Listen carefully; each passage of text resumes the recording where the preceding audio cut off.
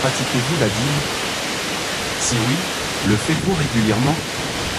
Qu'est-ce que cela signifie réellement et êtes-vous sûr de bien le comprendre? La plupart des chrétiens apprennent que la dîme et les offrandes consistent simplement à donner de l'argent à Dieu pour accomplir un devoir religieux. Mais ce que beaucoup ignorent, c'est que la dîme peut transformer radicalement votre relation avec le Seigneur. L'une de nos sœurs avait toujours donné fidèlement sa dîme. Mais face à la mort, tout a basculé. Alors qu'elle gisait mourante sur son lit d'hôpital, son esprit a été transporté dans une sphère supérieure, au sein de l'Église, où la véritable signification de la dîme et des offrandes lui a été révélée. Restez avec nous jusqu'à la fin pour recevoir le message complet. Votre présence ici n'est pas une coïncidence, c'est une décision divine. Avant de commencer, veuillez indiquer votre nom et votre ville de résidence ci-dessous afin que nous puissions prier pour que la lumière de Dieu éclaire toute votre maison. Nous vous apporterons nos bénédictions jusqu'à votre porte. La mort clinique. Je m'appelle Kelly et je suis infirmière depuis plus de 10 ans, effectuant de longues gardes dans un hôpital animé de Charlotte.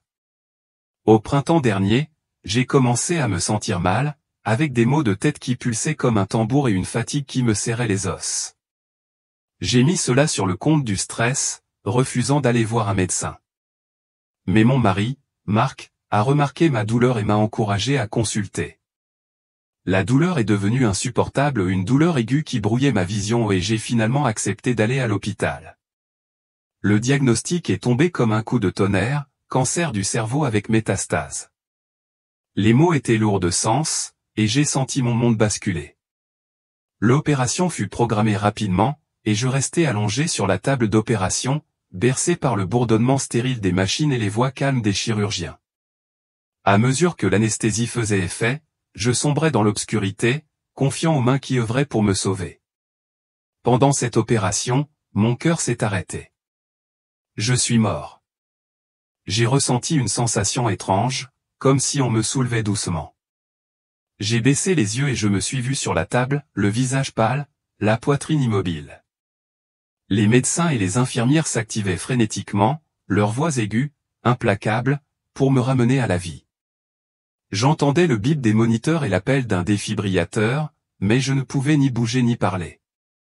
Mon corps ne m'appartenait plus, j'étais un observateur silencieux, en apesanteur et détaché. La salle d'opération semblait lointaine, le chaos atténué. J'ai aperçu mon mari dans la salle d'attente, les mains jointes, les lèvres s'agitant dans une prière silencieuse. Mes collègues, des personnes avec qui j'avais travaillé pendant des années, travaillaient sans relâche, le visage empreint de détermination. Pourtant, je n'éprouvais aucune peur, seulement un calme étrange, comme si j'étais sorti du temps. La scène au-delà. Le paysage s'estompa et une douce lumière apparut devant moi, chaleureuse et accueillante. Cette lumière n'était pas crue, mais douce, comme la lueur de l'aube par un matin calme. Elle m'attira vers l'avant et je me déplaçai sans effort, libéré du poids de mon corps. Les murs stériles de l'hôpital disparurent et je pénétrai dans un univers que je ne comprenais pas. La lumière pulsait, une présence à la fois vaste et personnelle. Je savais que ce n'était pas un moment ordinaire, quelque chose de divin se déroulait. À mesure que je m'avançais vers la lumière, des souvenirs de ma vie refirent surface. J'avais grandi dans un foyer chrétien, j'allais à l'église tous les dimanches, je chantais des cantiques et je priais avant les repas. Ma foi était solide mais routinière, souvent éclipsée par ma carrière exigeante et mes responsabilités familiales. Maintenant, dans cet espace éthéré, ces choix me semblaient importants, leur poids pesait sur mon âme. La lumière s'intensifiait, et je sentais qu'un voyage commençait, un voyage qui allait révéler des vérités que je n'avais jamais pleinement saisies. La beauté de la prairie. L'air autour de moi scintillait, vibrant et pourtant paisible. Je quittais l'hôpital, l'urgence du bloc opératoire n'étant plus qu'un lointain écho. La lumière me guidait, sa chaleur était une promesse de révélation. J'éprouvais le désir de comprendre, de voir ce qui se cachait derrière le voile de la vie. Mon âme s'avançait, prête à contempler l'éternel. La lumière m'enveloppa et je me retrouvai dans une vaste prairie d'une beauté incomparable. L'herbe était douce comme du velours, chaque brin luisant d'une faible lumière émeraude, ondulant doucement dans une brise chargée du parfum de fleurs invisibles. Le ciel au-dessus de nos têtes était d'un saphir profond strié de reflets dorés, et l'air semblait vivant, vibrant d'une énergie paisible. Ce n'était pas le paradis, je le sentais, mais un lieu frontière, un seuil entre l'éternel et le perdu, radieux et pourtant solennel. Rencontre avec le premier ange. Une silhouette apparut, radieuse et imposante, vêtue d'une robe blanche comme neige, scintillante de fils d'argent et d'or. Je crus que c'était Jésus, tant sa présence était majestueuse, et je tendis la main, le cœur gonflé d'admiration. La silhouette parla d'une voix claire et résonnante, « Je ne suis pas le Seigneur. Je suis un ange, un messager envoyé pour te guider. » Je contemplai l'ange, sa forme à la fois humaine et surnaturelle, son regard bienveillant et perçant.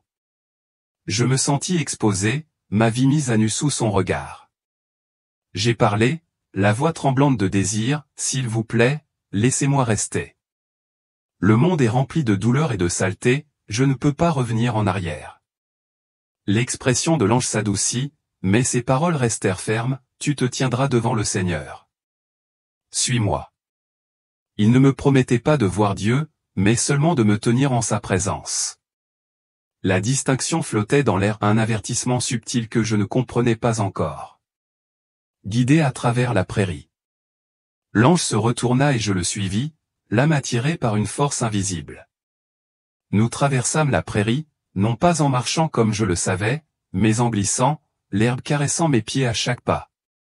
Le paysage s'étendait à perte de vue, ses couleurs vibrantes, des bleus plus profonds que n'importe quel océan, des verts plus riches que n'importe quelle forêt. L'air était doux, comme du chèvrefeuille un soir d'été, et il m'emplissait de paix. Pourtant, sous cette paix, je ressentais un poids, le sentiment que mon voyage avait un but que je n'étais pas prêt à affronter. La prairie semblait vivante, chaque brin d'herbe pulsant de lumière comme pour louer son créateur. Je ne voyais pas le soleil, mais la lumière était omniprésente, douce et tangible, m'enveloppant de chaleur. L'ange me guida vers un rideau de brume, un voile de nuages qui scintillait comme une vapeur au-dessus d'un lac immobile. Au-delà, je percevais quelque chose d'immense ou une destination à la fois désirée et redoutée. À mesure que nous approchions, je remarquai que l'air se déplaçait, devenait plus lourd, comme chargé d'une intention divine. La présence de l'ange était constante, sa lumière me guidait à travers l'inconnu. Je sentais ma vie terrestre s'éloigner au mon rôle d'infirmière, d'épouse, de mère s'évanouir comme un rêve. La prairie s'étendait à perte de vue, un lieu de beauté et de transition, me préparant à ce qui m'attendait. La voix de l'ange rompit le silence, douce mais autoritaire, « Tu es ici pour voir la vérité. Prépare ton cœur. » J'acquiesçai, malgré l'incertitude qui m'envahissait. La lumière autour de nous pulsait, et je sentis que la prairie n'était qu'un prélude, un lieu où préparer mon âme au jugement. Le rideau de nuages se rapprochait, et je me préparais à ce qui m'attendait au-delà. Révéler la robe blanche. Alors que nous approchions du rideau de brume, j'ai vu des formes s'y mouvoir, émergeant telles des silhouettes du brouillard. Des âmes s'avançaient, vêtues de robes radieuses qui brillaient d'une douce lumière intérieure, leur couleur oscillant entre l'argent et l'or. Elles avançaient avec joie, le visage serein, attirés par une lumière lointaine. Je savais qu'ils étaient enfants de Dieu, leur vie accomplie dans la foi, en route vers sa présence. Puis j'en vis d'autres, nus et tremblants, le visage déformé par la terreur. Des griffes noires et acérées jaillissaient de la brume, les saisissant par les bras et les jambes, les tirant en arrière avec une force implacable. Leurs cris silencieux résonnèrent dans mon âme, rappel glaçant de leur destin. L'ange parla d'une voix ferme, ils ont mis leur confiance en leurs œuvres, et non dans le salut de Christ. Ils ont perdu la gloire de Dieu. Je me suis souvenu de Romains 3h23, car tous ont péché et sont privés de la gloire de Dieu. Les paroles de l'ange clarifièrent le sens, la gloire de Dieu et la justice donnée par la foi en Jésus, symbolisée par les vêtements radieux. Ceux qui s'appuient sur leurs œuvres, rejetant Christ comme leur sauveur, restent nus, dépouillés de sa protection. Leur sort était scellé, replongé dans les ténèbres par le péché non repenti. Le contraste m'a profondément frappé. Les âmes vêtues avançaient, leurs robes témoignaient de leur acceptation du sacrifice de Jésus. Les âmes nues, convaincus que leurs bonnes œuvres suffisaient, étaient confrontés au jugement, leur orgueil exposé. Je regardais ma robe, qui scintillait faiblement, et ressentis du soulagement, mais aussi du malaise. Ma foi était-elle vraiment suffisante? La beauté de la prairie s'estompa tandis que le rideau s'élargissait. Je vis émerger d'autres âmes, certaines radieuses, d'autres nues, chacune se dirigeant vers un destin éternel. L'ange expliqua, c'est seulement par Christ qu'on trouve le salut. Acte 4h12 déclare, il n'y a de salut en aucun autre, car il n'y a sous le ciel aucun autre nom qui ait été donné parmi les hommes, par lequel nous devions être sauvés. Ce verset, autrefois un souvenir d'école du dimanche, brûlait désormais d'une urgence brûlante, un appel à la vraie foi. La terreur des âmes nues me hantait, leurs yeux, écarquillés de panique, reflétaient une vérité qu'elles avaient ignorée. Le salut ne vient pas de l'effort, mais de l'abandon à Jésus. Les griffes les ont ramenés en arrière, leur chance de rédemption perdue. Je ressentais le poids de ma propre vie, ma foi routinière, et je me demandais si moi aussi j'avais raté ma cible. L'ange me guida, le rideau s'écartant légèrement, les âmes rayonnantes disparurent dans la lumière, leur joie palpable, tandis que les âmes nues disparaissaient dans l'ombre. L'air se fit plus lourd, chargé d'un dessein divin. Je sentis que la prairie était un lieu de décision, où les âmes affrontaient leur chemin éternel. La voix de l'ange était calme mais ferme, la gloire de Dieu revêt ceux qui se confient en son Fils. Sans elle, nul ne peut lui résister. Je m'accrochais à ma robe, à sa lumière d'assurance fragile. La prairie s'étendait à perte de vue, sa beauté contrastant fortement avec le jugement au-delà du rideau. J'avançais, l'âme lourde de la vérité du salut. Le rideau s'ouvrit et je me retrouvai devant un trône d'une majesté époustouflante, dont la base était ceinte de nuages aux teintes roses, dorées et bleues, tel un lever de soleil sur une mer paisible. L'air vibrait d'une présence divine, chaque souffle était empli d'émerveillement. J'aspirais à voir le visage de Dieu, mais la main de l'ange m'a guidé vers l'agenouillement. Aucun être vivant sur terre ne peut voir son visage, disait-il, en référence à Exode 33, 20, tu ne peux voir mon visage, car l'homme ne me verra pas et ne vivra pas. Une voix s'éleva, à la fois puissante et intime, la même qui avait touché mon cœur lors des sermons et m'avait réconforté lors de la mort de mon premier enfant. C'était la voix de Dieu, familière des moments de conviction que j'avais balayés. Il demanda, Kelly, qu'as-tu fait pour moi? La question m'a transpercé, révélant la superficialité de ma foi. J'ai répondu, Seigneur, j'ai vécu pour toi. J'ai prié, lu ta parole et donné ma dîme. Mes paroles me semblaient creuses, une défense bâtie sur la routine. Deux anges apparurent, portant un parchemin faiblement illuminé, scellé par une brume semblable à un nuage. Ils l'ouvrirent, et ma vie se déroula devant moi au chaque instant, de ma naissance à ma mort, s'affichant avec une clarté éclatante. J'imaginais mes journées d'infirmière, parcourant les couloirs de l'hôpital à la recherche des patients, mais priant rarement pour eux. Mes prières étaient fugaces, souvent égoïstes, je demandais force ou protection pour moi-même. Ma lecture de la Bible était une tâche, une simple coche sur une liste, et non une quête de la voix de Dieu. J'avais donné la dîme fidèlement, mais machinalement accomplissant un devoir, non un acte d'amour. Le parchemin révélait le véritable état de mon cœur, j'étais allé à l'église, j'avais chanté des cantiques et publié des passages bibliques en ligne, mais ma vie manquait d'abandon. Mes prières visaient à répondre à mes besoins en santé, réconfort, réussite et non à l'adoration ou à l'intercession pour les autres. J'ai lu le psaume 23 pour trouver du réconfort, mais j'ai omis les passages appelant à la repentance, comme le psaume 51, manquant ainsi le rappel à un cœur transformé. Le regard de l'ange était fixe, m'incitant à voir la vérité, ma foi était extérieure, une performance pour les autres, et non une communion profonde avec Dieu. Je pensais que ma dîme et ma présence à l'église suffisaient, mais sans amour, elles étaient vaines.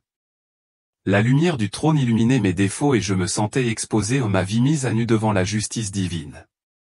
La voix de Dieu demeurait douce, mais son poids pesait sur moi, tes œuvres n'étaient pas pour moi, mais pour toi, dit-il. J'ai vu mes prières routinières, mes lectures bibliques précipitées et mes dîmes données par obligation. Il leur manquait le cœur de l'adoration, l'abandon qui caractérise la vraie foi. Le parchemin continuait de se dérouler, révélant des moments oubliés ou des moments où j'avais ignoré la peur d'un patient, des moments où j'avais privilégié mon emploi du temps au détriment de la croissance spirituelle de mes enfants. Ma vie, autrefois source de fierté, me paraissait désormais superficielle, une succession d'occasions manquées de servir Dieu. L'éclat du trône contrastait avec ma pénombre, rappelant la sainteté que j'avais négligée. Je me tenais devant le trône, les nuages tourbillonnant d'une beauté divine. La présence de l'ange manquerait, sa lumière me guidait dans mon jugement. J'aspirais à une autre chance de vivre différemment, d'offrir pleinement mon cœur à Dieu. La voix parla de nouveau, promettant une révélation qui me transformerait à jamais. Je m'accrochai à ma défense, la voix ferme, mais faible. Seigneur, j'ai donné ma dîme fidèlement. Le parchemin changeait, montrant des moments à l'église où je déposais de l'argent dans le plateau des offrandes, le cœur détaché, l'esprit tourné vers la semaine à venir. La voix de Dieu répondit, citant Malachie 3h8, l'homme tromperait-il Dieu? Et vous, vous me trompez. Mais vous dites, comment avons-nous trompé dans nos dîmes et nos contributions? Une silhouette surgit de derrière le trône, tenant un livre dont les pages brillaient d'autorité divine. Je savais que c'était Malachie, sans pouvoir expliquer comment. Il a relu le verset, la voix résonnante, et j'en ai compris la profondeur. Malachie 3h8 ne parle pas seulement d'argent, il s'agit de donner à Dieu ce qui lui appartient, notre temps, notre cœur, notre dévouement. J'avais donné de l'argent, mais j'avais refusé de donner ma vie. Le parchemin révélait que ma dîme était un rituel, et non un culte.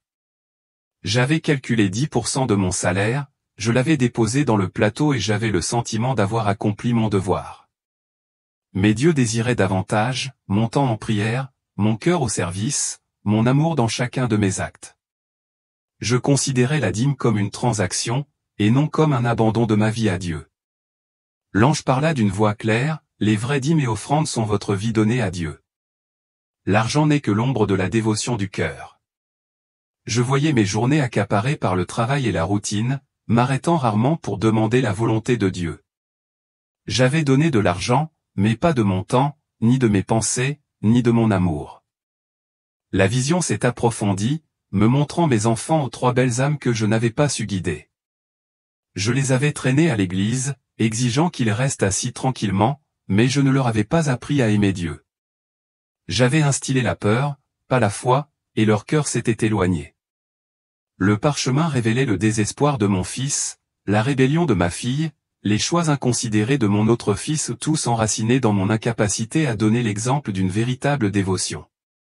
L'ange cita Matthieu 4h19, « Suivez-moi, et je vous ferai pêcheurs d'hommes. » Jésus adressa ces paroles à Pierre et André, les appelant à une vie où il lui apporterait des âmes. J'avais mémorisé le verset, mais j'ignorais son appel. Le parchemin ne révélait qu'une seule âme que j'avais amenée à la foi, mon mari. Mes enfants, bien qu'élevés à l'église, nourrissaient du ressentiment, leur cœur était resté insensible à l'amour de Dieu. J'ai vu mon fils au plus bas, envisageant de mettre fin à ses jours, ma fille fuguer, cherchant à s'affranchir de mes règles strictes, mon autre fils aspirant à fuir vers une zone de guerre, poussé par la colère que j'avais semée. J'avais blâmé Marc, ses longues heures de travail l'éloignant. Mais le parchemin révélait mon erreur, ma foi n'était qu'une façade, ma dîme un acte creux, ma vie en décalage avec le dessein de Dieu. La lumière du trône persistait, ses couleurs tourbillonnantes un rappel de la sainteté de Dieu. J'ai compris maintenant, la dîme et les offrandes sont un don total à Dieu, temps, cœur et objectif. Malachie 3h8 m'appelait à offrir ma vie, pas seulement mon argent, à le servir avec amour, et non par devoir. Mon cœur brûlait d'envie de vivre cette vérité. La présence de l'ange me stabilisait, sa lumière me guidait. Le parchemin se refermait, mais ses leçons brûlaient en moi. J'aspirais à revenir, à donner de mon temps à Dieu, à enseigner son amour à mes enfants. L'éclat du trône m'appelait à un but plus élevé, une vie de véritable dévotion. L'échec dans l'éducation des enfants. La vision changea, la lumière du trône s'adoucissant tandis que le parchemin révélait ma vie de famille. Je me revoyais dans notre maison de Charlotte, emmenant mes enfants Emma, Jacob et Luc à l'église chaque dimanche. Ma voix était sèche, exigeant qu'ils se tiennent bien, qu'ils restent assis tranquillement et qu'ils écoutent le pasteur. Leurs visages, autrefois radieux, s'assombrirent, leurs cœurs s'endurcirent contre le Dieu que je prétendais servir. Le parchemin montrait Emma, ma fille, à 16 ans, faisant ses valises et s'éclipsant la nuit. Elle s'était enfuie, cherchant à échapper à mes règles rigides, à ma foi qui semblait enchaînée. Jacob, mon aîné, était assis seul dans sa chambre, les pensées noires, l'espoir s'évanouissant. Luc, le cadet, parlait de s'engager dans l'armée, non par devoir, mais par colère, un désir de fuir le foyer que j'avais rendu oppressant. Je pensais bien les élever, leur apprendre à craindre Dieu. Mais le parchemin révélait la vérité, j'enseignais la peur, pas l'amour. Mes exigences d'assiduité à l'église et mon souci du respect des règles les avaient repoussés. Je les voyais sur les bancs, les yeux rivés sur le pasteur, mais le cœur rempli de ressentiment, haïssant les sermons, haïssant Dieu. La voix de l'ange était douce mais ferme, tu ne les as pas conduits à moi, tu as imposé des règles, pas de l'amour.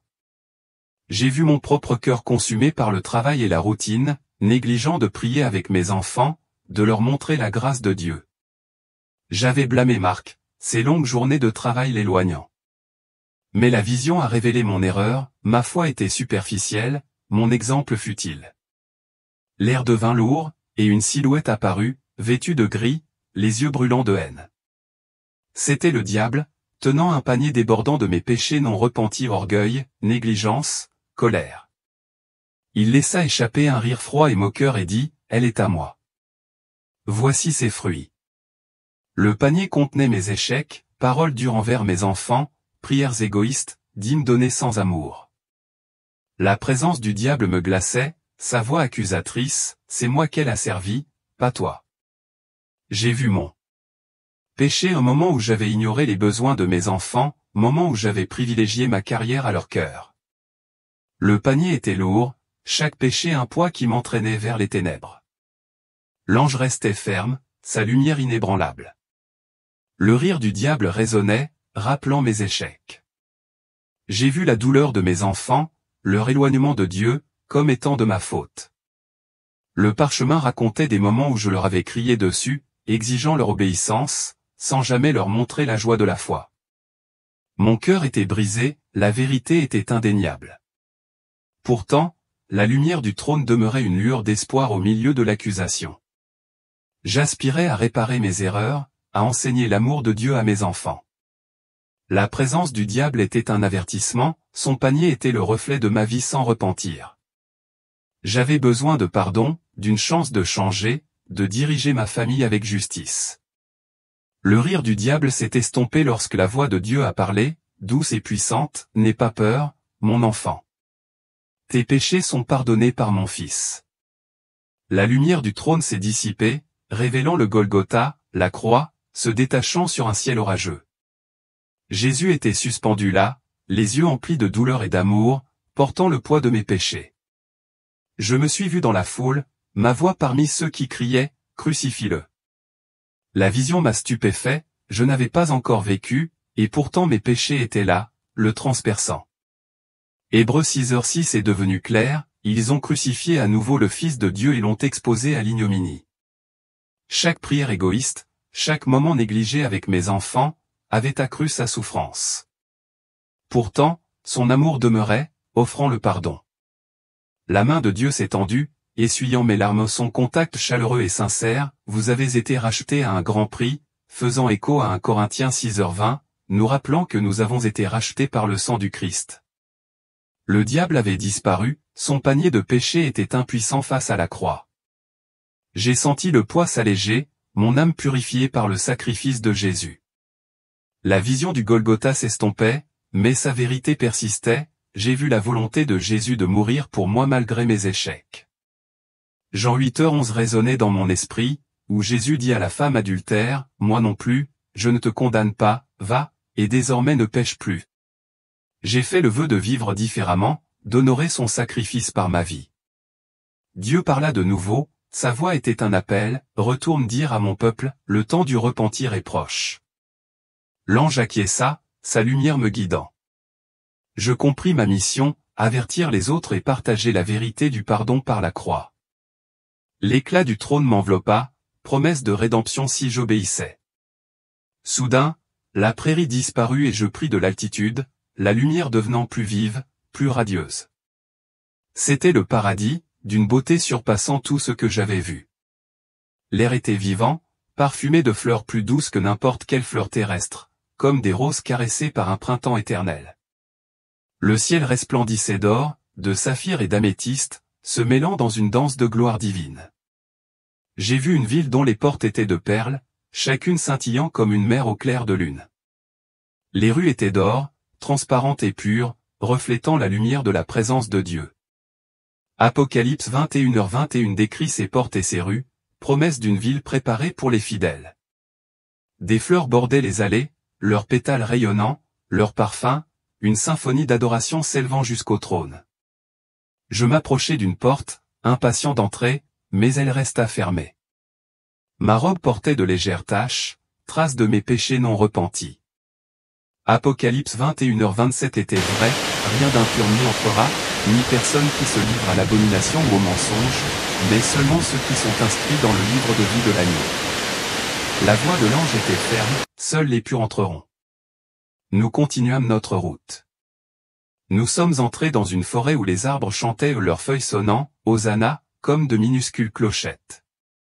Le son se propageait dans l'air, un chœur de louanges s'élevant vers Dieu. Je me suis souvenu de mes prières terrestres pour une belle voix à l'église, mais ici, je voyais mes hymnes imparfaits comme des fleurs s'élevant vers le trône de Dieu précieux à ses yeux. La forêt s'ouvrait sur des jardins où les fleurs s'épanouissaient dans des couleurs inimaginables, cramoisi, violet, or. Certaines s'élevaient du sol, formant des bouquets qui s'élevaient vers le ciel et se posaient aux pieds de Dieu. Apocalypse 5h08 compare les prières à de l'encens, et j'ai compris que toute louange sincère, aussi simple soit-elle, est un doux parfum pour Dieu. L'ange me conduisit plus loin, l'air était vibrant d'adoration. Les âmes circulaient dans les jardins, leurs robes rayonnantes, leurs visages sereins. Elles se reposaient près des ruisseaux d'eau cristalline, le cœur en paix, leur vie témoignant d'un abandon total. La beauté m'envahit, un aperçu de la récompense réservée à ceux qui aiment Dieu pleinement. La ville se dressait au loin, ses tours resplendissant d'une lumière divine. Les âmes se rassemblaient, leurs voix s'élevant en harmonie, louant celui qui a créé ce lieu. L'air vibrait d'amour, chaque note témoignait de la promesse de Dieu. J'avais envie de rester, de me joindre à leur culte, mais le regard de l'ange me rappelait ma mission. Les jardins s'étendaient à perte de vue, leurs couleurs changeant dans une danse divine. Les ruisseaux chantaient, leurs eaux reflétant la gloire du ciel. Je ressentais l'amour de Dieu dans chaque détail ou une promesse de repos éternel pour les fidèles. Mon cœur brûlait de partager cette vision, d'appeler les autres à cette sainteté. La forêt laissait place à une vaste mer, à la surface semblable à du verre, chatoyante de couleurs qu'aucune eau terrestre ne pourrait contenir. Apocalypse 4h06 décrit cette mer de cristal, semblable à du verre, devant le trône de Dieu, un lieu réservé à l'épouse du Christ. Un voile léger, délicat comme celui d'une épouse, pendait au-dessus, symbolisant la pureté de l'Église. L'ange dit, « Ceci est préparé pour les bien-aimés de l'époux, les fidèles qui l'honorent. » Je restai bouche bée, émerveillé par la beauté éblouissante de la mer. Les âmes se rassemblaient le long de ses rives, leurs robes resplendissantes, leur adoration telle une mélodie qui emplissait l'air. J'aurais tant aimé rester, attendre l'arrivée de l'Église, mais la voix de l'ange m'a tranché, l'orgueil peut te détruire. Repentez-vous et restez humble. J'ai ressenti une pointe de conviction, me remémorant des moments de fierté pour mes compétences d'infirmière et ma présence à l'Église. J'ai murmuré, « Seigneur, pardonne-moi. » La lumière de la mer s'adoucit, ses eaux rappelant la miséricorde divine. J'ai vu d'autres merveilles, des champs de fleurs éclatantes, des rivières chantantes, des tours de lumière. Mais mon temps touchait à sa fin. L'ange me guida vers le bas, la lumière du ciel s'éteignit. Je me suis réveillé sur la table d'opération. Les voix des médecins étaient faibles, nous avons un battement de cœur. J'ai sombré dans l'inconscience, puis j'ai ouvert les yeux plus tard, fixant un chapelet au plafond de l'hôpital. Les souvenirs me sont revenus, vifs et pressants, et j'ai juré d'obéir à Dieu, de partager son avertissement. L'image de la mer persistait, un appel à se préparer au retour du Christ. Apocalypse 19h7 parle de l'épouse qui se prépare, et je savais que je devais vivre différemment, apprendre à mes enfants à aimer Dieu, lui donner mon temps et mon cœur. Les dernières paroles de l'ange résonnèrent, dis-leur de se repentir, car le temps est proche. Je voyais ma vie clairement maintenant, ma foi superficielle, ma famille négligée. La mer de cristal était une promesse, mais seulement pour ceux qui s'abandonnent pleinement. Je ressentais le poids de ma mission, avertir les autres de la vérité que j'avais vue. La chambre d'hôpital me semblait petite, mais mon objectif était vaste, brûlant en moi. Conclusion. Le parcours de Kelly, de la table d'opération au trône de Dieu, est un véritable réveil. Sa vision révèle le véritable sens des dîmes et des offrandes, pas seulement de l'argent, mais une vie entièrement consacrée à Dieu. Elle fut renvoyée pour avertir les chrétiens, donnez votre temps, votre cœur et votre amour au Seigneur, pas seulement vos biens. La mort est réelle, le paradis est réel, et l'enfer est réel. Où va votre âme dépend des choix que vous faites maintenant, tant que vous respirez encore. Pour être sauvé, confessez vos péchés, croyez que Jésus est mort pour vous et invitez-le à être le Seigneur de votre vie. Abonnez-vous à notre chaîne pour entendre ce que Jésus a dit sur la prière et la foi. Histoire suivante. Ma vie a été complètement transformée après avoir frôlé la mort et m'être retrouvé face à face avec Jésus-Christ. Il m'a non seulement donné la chance de revenir à la vie, mais m'a aussi révélé une prière puissante, celle qui nous protégerait, moi et ma famille, des ténèbres et du danger. Après être revenu de l'agonie, j'ai découvert 4 étapes simples mais profondes pour accomplir cette prière, apportant paix et bénédiction bien au-delà de tout ce que j'avais imaginé. J'ai hâte de partager ce témoignage avec la communauté religieuse, non seulement parce qu'il m'a sauvé, mais aussi parce que Dieu désire que vous soyez touchés par sa lumière. Veuillez indiquer votre nom et votre ville dans les commentaires afin que je puisse prier pour vous en présence du Seigneur. Si vous n'êtes pas encore abonné, cliquez sur le bouton et rejoignez plus de 50 000 âmes qui cheminent ensemble pour répandre la vérité du Très-Haut. Nous vous sommes profondément reconnaissants pour chaque geste de soutien via le bouton « Super merci », chaque contribution s'inscrit dans une mission divine d'éveiller les cœurs, et nous transmettons cette gratitude à Dieu. Restez avec moi jusqu'à la fin. La vie d'avant. Je m'appelle Chloé Lopez, infirmière de 41 ans, originaire de Salamanque, en Espagne, où ma vie s'articulait autour de la dignité tranquille des soins palliatifs. Chaque jour, j'arpentais les couloirs stériles de l'hôpital, l'air chargé d'une odeur d'antiseptique et le doux bourdonnement des moniteurs. Je tenais les mains des mourants, leur murmurant du réconfort tandis qu'ils affrontaient leurs derniers instants, leurs yeux cherchaient la paix dans les miens. Le poids de leur douleur ou leurs histoires est devenu le mien, un fardeau silencieux que je ramenais à la maison chaque soir. Je n'aurais jamais imaginé que la mort, si familière dans mon travail, m'emporterait si vite. C'était une soirée de fin d'automne, de ces soirées où les rues pavées de Salamanque scintillent sous une lune pâle. Après 12 heures de travail épuisantes, l'épuisement me collait à la peau. Mon corps me faisait mal, mon esprit était abruti par le rythme effréné de la vie hospitalière. En franchissant le seuil de ma maison, une chaleur m'accueillit, mais quelque chose clochait. Une soudaine oppression me serra la poitrine, vive et inflexible. Chaque respiration était une lutte, mes poumons se débattaient contre une force invisible. Je trébuchais et m'effondrais sur le tapis du salon, ces fibres rugueuses pressant mes paumes. Le monde se brouilla, les sons se transformèrent en un murmure lointain. Carlos, mon mari, me trouva, sa voix affolée appelant à l'aide. Les ambulanciers firent irruption dans la pièce, leurs mouvements rapides, leurs équipements claquants.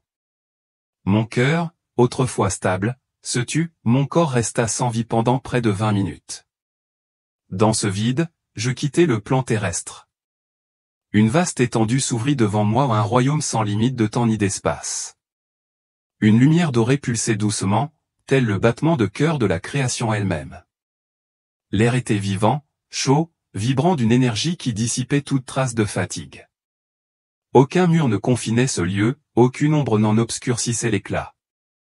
C'était la paix au pur et éternel, un sanctuaire au-delà des murs stériles de l'hôpital.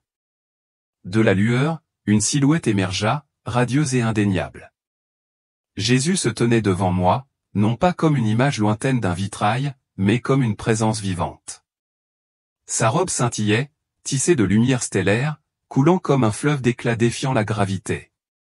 Ses yeux, profonds comme des mers éternelles, étaient à la fois miséricordieux et autoritaires, scrutant chaque recoin de mon âme. Une chaleur émanait de lui, apaisant les cicatrices des innombrables nuits passées à soigner les mourants.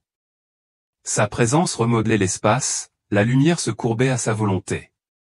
Le cycle des pertes à l'hôpital, la douleur silencieuse des longues gardes, le poids des vies qui me filaient entre les doigts où tout se dissolvait dans son regard. Ce n'était pas une simple vision. C'était une rencontre divine, un tournant qui allait redéfinir mon existence. L'air se réchauffa, comme si le ciel exhalait, m'attirant dans son étreinte. La lumière dansait en douces vagues, ondulant vers l'extérieur au témoignage de la puissance de cet instant. Ma vie d'infirmière avait été une vie de service, mais il lui manquait cette profondeur spirituelle. J'avais soigné des corps, soulagé des douleurs, mais jamais touché le divin. Désormais, dans ce royaume intemporel, je me sentais véritablement vivante, mon cœur ouvert à sa vérité. Le souvenir de Salamanque s'estompait, remplacé par cette étendue sacrée. Mon travail m'avait appris à affronter la mort, à la traverser en réconfortant les autres. Mais c'était là mon cheminement, une préparation à une vocation bien au-delà des murs de l'hôpital. La lumière s'intensifiait tel un phare du dessein divin, signalant le début d'un nouveau chapitre. Je restais émerveillé, le bourdonnement de l'éternité m'enveloppant. Ce n'était pas seulement une pause, c'était une transformation, un appel divin. La présence de Jésus promettait une révélation ou une mission à transmettre au monde. Ma vie, autrefois réglée par la routine, allait devenir un réceptacle pour sa lumière. Cette rencontre semblait à la fois éternelle et urgente, comme si le temps lui-même attendait son commandement. Mes années d'infirmière avaient développé une résilience, mais ce moment exigeait de la foi. J'étais prête, mon âme prête à ce qu'il allait révéler. La lumière dorée pulsait plus fort, me rappelant que le ciel était proche et que mon destin allait se réaliser. L'étendue radieuse s'étendait à l'infini. La porte spirituelle vers Dieu, sa lumière dorée, une pulsation vive qui semblait respirer une intention divine. Jésus m'a guidé, sa présence étant un guide constant à travers ce royaume sans limite. Une vision se déploya, de vastes plaines parsemées d'innombrables maisons, chacune contenant un lit illuminé d'une faible lumière. Des gens y étaient allongés, leurs visages, une mosaïque de lutte et d'espoir humain, certains agités, d'autres apaisés, chacun marqué par les épreuves de la journée. Avant de s'endormir, Jésus a révélé qu'une porte spirituelle s'ouvre. Un moment sacré où le ciel et la terre s'alignent. Ce seuil, fugace mais puissant, offre une chance de se connecter au divin. C'est un moment de vulnérabilité, où l'âme se retrouve exposée, prête à recevoir ou à rejeter la présence de Dieu. L'air scintillait tandis qu'il parlait, la lumière se courbant pour souligner ses paroles. J'en ai vu beaucoup fermer les yeux d'épuisement, le cœur lourd d'inquiétude. Des conflits non résolus, des peurs inexprimées et des péchés cachés s'accrochaient à eux, de sombres filaments qui bloquaient la lumière. Ils sombraient dans un sommeil sans protection, leur repos était superficiel, hanté par le poids qu'ils portaient. La vision montrait leur maison sombre, l'air lourd d'agitation. D'autres, en revanche, s'approchaient de cette porte avec intention. Ils priaient, remerciaient, confessaient leurs torts et invitaient le Saint-Esprit. Une douce lueur les enveloppait, un bouclier de paix qui tenait bon toute la nuit. Leur repos était profond, préservé du chaos du monde de leur maison, des sanctuaires radieux. Une femme dans une maison modeste attira mon regard. Son visage, marqué par les rides de l'attention, s'adoucit tandis qu'elle murmurait sa gratitude avant de s'endormir. Ces mots, simples mais sincères, projetèrent une lumière chaleureuse qui se répandit dans sa chambre, la transformant en un havre de paix. L'air devint plus léger, comme si le ciel lui-même s'y était installé. Il ne s'agissait pas de rituels rigides ni de règles dogmatiques. C'était une relation vivante, un pont vers Dieu construit dans les moments de calme précédant le repos. La simplicité de cet acte, son accessibilité à tous, possédait une puissance qui bouleversait mon âme. La vision s'approfondit, révélant d'innombrables âmes à travers l'Espagne, ignorant cette opportunité sacrée. La présence de Jésus se fit plus forte, sa lumière un phare. Ma mission était claire, partager cette vérité, apprendre aux autres à ouvrir cette porte. La nuit n'était pas seulement faite pour dormir, c'était un moment pour communier avec le divin, pour préparer le cœur au repos. Les lys s'estompèrent, se fondant dans la lumière dorée, mais le poids de son appel demeurait. Je revis les rues tranquilles de Salamanque, des maisons où les gens dormaient d'un sommeil agité, inconscients de ce don. Un besoin s'éveilla en moi, celui de les éveiller à cette vérité spirituelle. La lumière pulsa un rappel de la proximité du paradis, m'incitant à agir. Dans les villes et les villages, le même schéma se reproduisait. Ceux qui ignoraient cette porte passaient des nuits agitées, le cœur lourd. Ceux qui l'embrassaient trouvaient la paix, leur maison rayonnant de la présence divine.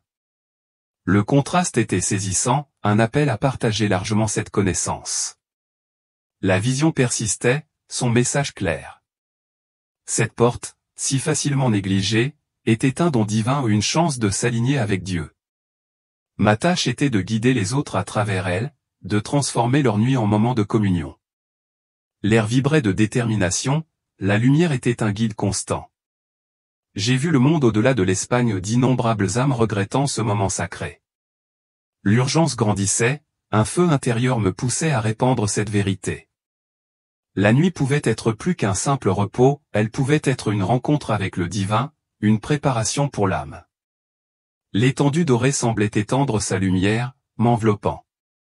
Ce n'était pas seulement une leçon, c'était un mouvement, un appel à éveiller les cœurs. La présence de Jésus confirmait mon rôle, une infirmière désormais chargée de guérir les âmes, de les guider vers cette porte spirituelle. La première étape, la gratitude totale. Jésus m'a guidé vers un village dont les rues vibraient au rythme paisible du soir. Les maisons brillaient faiblement, chacune abritant des âmes se préparant au sommeil. Certains étaient agités, l'anxiété creusant de profondes rides sur leur visage, le cœur empêtré dans les difficultés de la journée. D'autres rayonnaient d'un calme paisible, l'esprit ouvert au divin, leur maison baignée d'une douce lumière chaude. La gratitude, a révélé Jésus, est le premier pas, la clé qui ouvre la porte spirituelle. Sans elle, le cœur reste fermé à sa présence, un obstacle à la paix divine. Ce simple acte, offert avec sincérité, a le pouvoir de transformer l'atmosphère spirituelle et de transformer la nuit. Une femme âgée apparut, les mains usées par des années de labeur et de douleur. Elle s'agenouilla près de son lit, d'une voix douce mais assurée, remerciant pour les petits bienfaits de la journée. Ces paroles, bien que murmurées dans une pièce humble, projetèrent une lumière radieuse qui enveloppa sa maison, la transformant en sanctuaire. L'air se réchauffa, le poids de sa souffrance fut allégé par cet acte d'adoration. Un jeune homme apparut où sa vie était un enchevêtrement d'échecs. Des larmes brillaient sur ses joues, et pourtant il remerciait Dieu pour sa présence éternelle.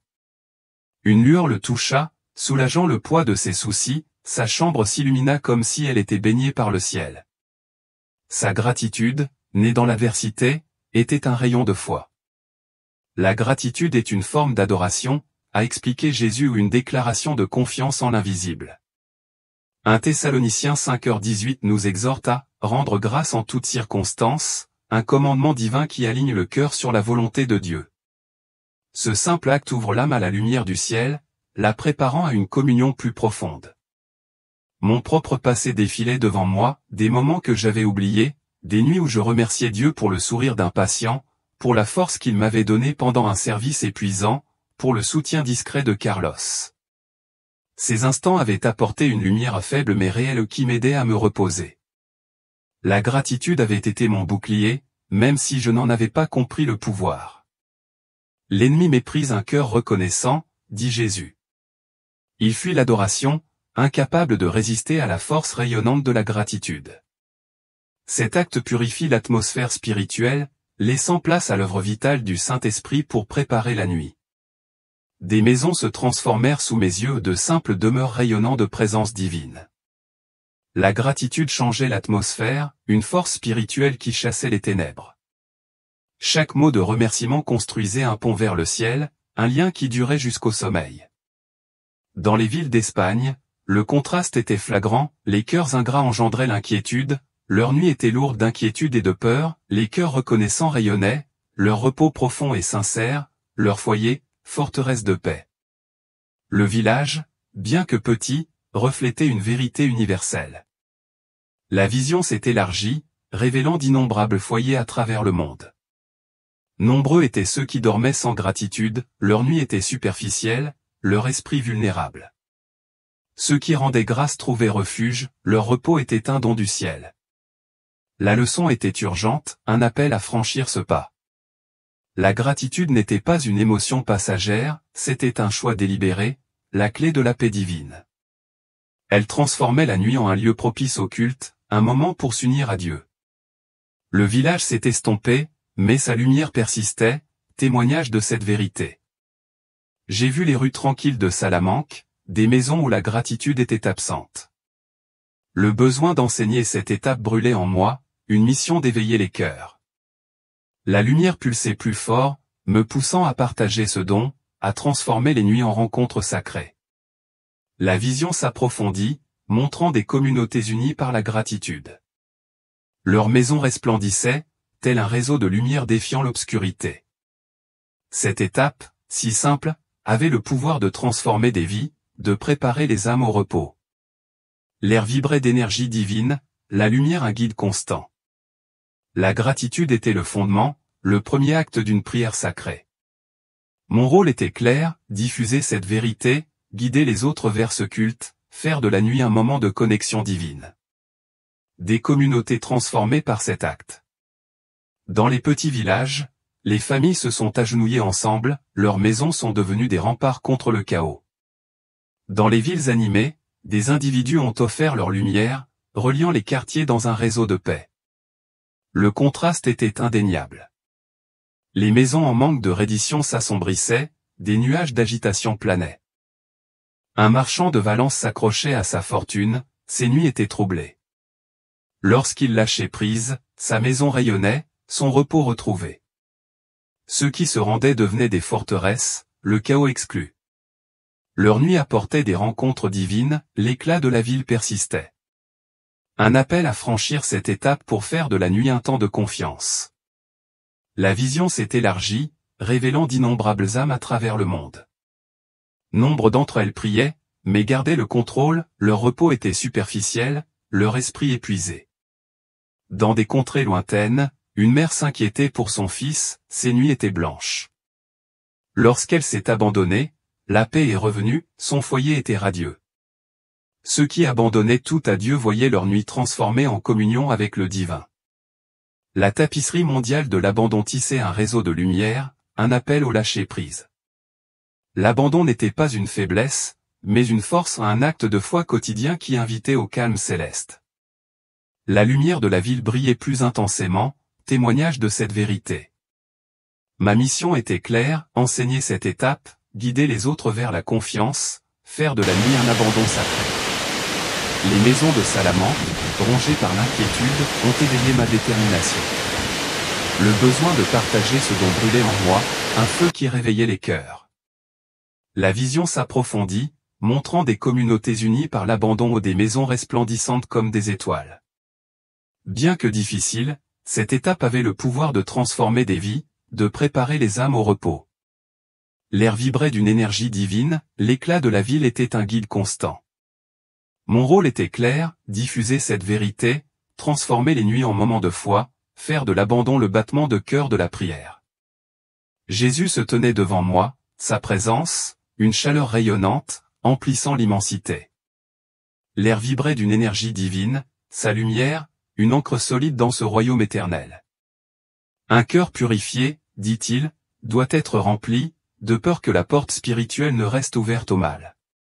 Cette étape finale invitait le Saint-Esprit au complète la prière sacrée, scellant l'âme de la protection divine.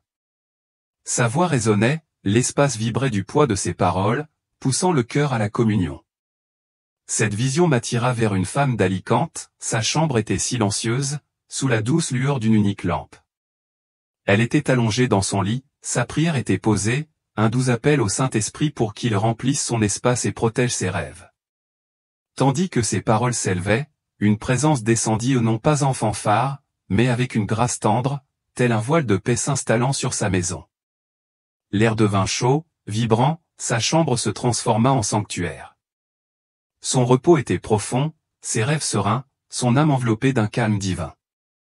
L'étendue reflétait cette lueur, sa lumière témoignant de la puissance de l'Esprit. Jésus cita Luc 11h13, « Le Père donne le Saint-Esprit à ceux qui le lui demandent ». Le psaume 16h7 évoque le conseil de Dieu la nuit, guidant le cœur vers le repos. Jean 14, 26-27 appelle l'Esprit le Consolateur, apportant paix et enseignement. Ces écritures brillaient dans la vision, leur vérité illuminant le chemin vers la communion divine. L'air bourdonnait, l'étendue rayonnait de leurs promesses. Le Saint-Esprit, expliqua Jésus, attend l'invitation à un invité qui honore le choix du cœur. Il réconforte, protège, parle en rêve, transformant le repos en une rencontre sacrée.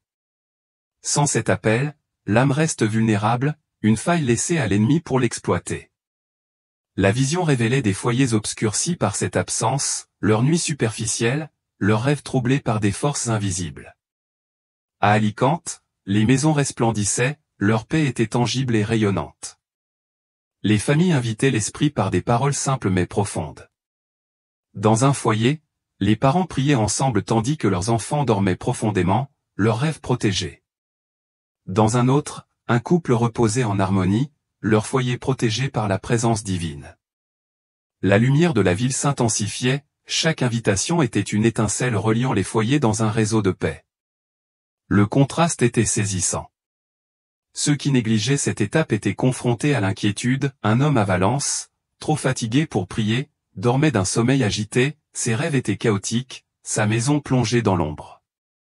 Un jeune homme à Séville, distrait par les soucis du monde, laissait la porte ouverte, son repos était creux. L'absence de l'esprit rendait leur nuit vulnérable, rappelant la nécessité de cette étape. Inviter l'esprit apporte une présence vivante, une communion qui transforme la nuit. Les foyers deviennent une terre sainte, leur repos un don sacré. À Malaga, l'invitation d'une veuve a rempli son foyer de paix, sa solitude s'est apaisée. À Cordoue, la prière d'une famille a tissé la lumière, leur sommeil était serein. La vision montrait d'innombrables maisons, certaines sombres, d'autres rayonnantes. La différence était évidente.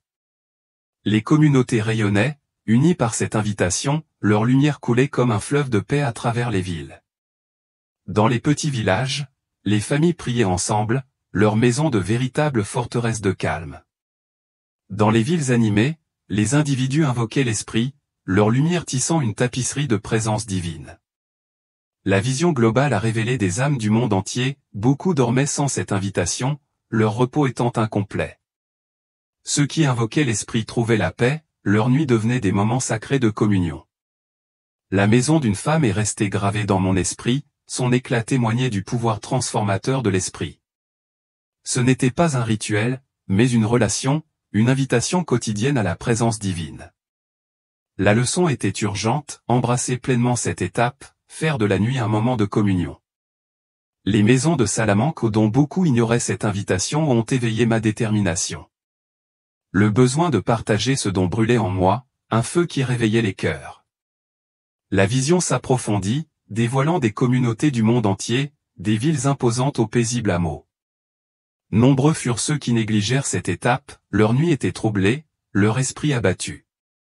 Ceux qui invitèrent l'esprit trouvèrent leur foyer rayonnant, leur repos une forteresse formelle. Le contraste était une supplication, un appel à sceller la prière par cet acte. Cette étape n'était pas facultative. C'était le sceau, l'acte ultime qui protégeait l'âme. L'étendue rayonnante affirmait cette vérité, sa lumière était un guide constant. Ma mission était claire, enseigner cette invitation, guider les autres vers la communion, transformer la nuit en un moment de connexion divine. L'air vibrait d'énergie divine, la lueur me rappelait la proximité de l'esprit, faisant de la nuit un repos sacré. Alors, après avoir entendu ces 4 étapes pour une prière complète, les avez-vous suivies à la lettre? Quelle étape vous manque peut-être? Laissez un commentaire ci-dessous pour vous libérer et laissez notre communauté vous encourager. Nuit. Les encouragements d'un père à Malaga illuminaient sa maison, le repos de sa famille était profond et serein. Le fleuve scintillait, miroir de vérité. Chaque ondulation me rappelait le poids sacré des mots. La parole n'était pas anodine, c'était une force spirituelle façonnant le repos de l'âme, protégeant ou menaçant la nuit. La vision montrait des communautés à travers l'Espagne, certaines ternies par des paroles inconsidérées, d'autres rayonnantes par un discours intentionnel. Des communautés du monde entier apparurent, leurs paroles façonnant leur destin. Dans les villes surpeuplées, des paroles dures assombrissaient les rues et semaient le trouble, dans les villages paisibles, des paroles bienveillantes tissaient la lumière, reliant les foyers en paix. Le choix était clair, maudire ou bénir, détruire ou construire. Le pouvoir de la langue était indéniable, une force capable de transformer la nuit en une rencontre sacrée. La leçon était essentielle, un appel à la pleine conscience, à veiller sur sa langue comme on veille sur son cœur. Les mots prononcés le jour résonnaient dans la nuit, leur impact persistant dans les rêves, dans le repos, dans la communion de l'âme avec Dieu. Le courant de la rivière incitait à la sollicitude, un chemin vers la paix divine qui commençait par la parole. Les maisons de Salamanque ont émergé, souvent assombries par des paroles inconsidérées, leur nuit troublée. Le besoin d'enseigner cette vérité brûlait en moi, un feu pour éveiller les cœurs. La lumière pulsait, me poussant à diffuser ce don, à guider les autres vers une parole consciente, à faire de la nuit un temps de bénédiction. La vision s'approfondit, révélant d'innombrables âmes à travers le monde. Nombre d'entre elles parlaient sans réfléchir, leur repos était brisé, leur esprit s'assombrissait. Ceux que leurs paroles bénissaient trouvèrent la paix, leurs nuits se transformèrent en rencontres divines. Le contraste était une supplication, un appel à aligner la langue avec le ciel. Cette étape était essentielle, une pierre angulaire de la prière sacrée. L'étendue rayonnante affirmait cette vérité et projetait sa lumière comme un guide constant. Ma mission était claire, enseigner cette pleine conscience, guider les autres vers cette bénédiction, transformer la nuit en un moment de connexion divine. L'air bourdonnait d'énergie, la lueur de la rivière me rappelait le pouvoir de la langue, une préparation sacrée pour le repos de l'âme. De retour avec une seconde chance, je me suis réveillé à l'hôpital de Salamanque. Le bip strident des machines emplissait l'air stérile.